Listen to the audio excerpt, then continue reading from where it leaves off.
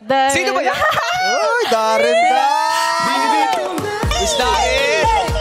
Oy! Oy! Oy! Oy! Nagpasikat naman si Darren! Halika nga dito. Kaya natin silang dalawa. Grabe, oh.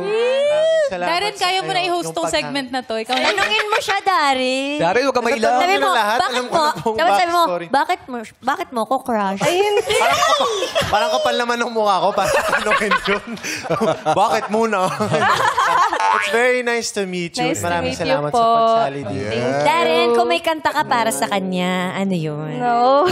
Siguro, patuloy ang pangarap kay Ate Angeline. Kasi syempre, ang dami niyang pangarap na natupad na. At patuloy pa rin ang pangarap niya dito sa Showtime. Of course, with her. Eh kung love song kaya, anong love Yun song din ang kaya? kanta kasi yun din ang kanta ng parents niya sa kanya. Oo, dapat, kung kunyari, maliligaw ka niya. Kunyari, gano'n. Dying Inside. Ah, paano ba yun? Sample!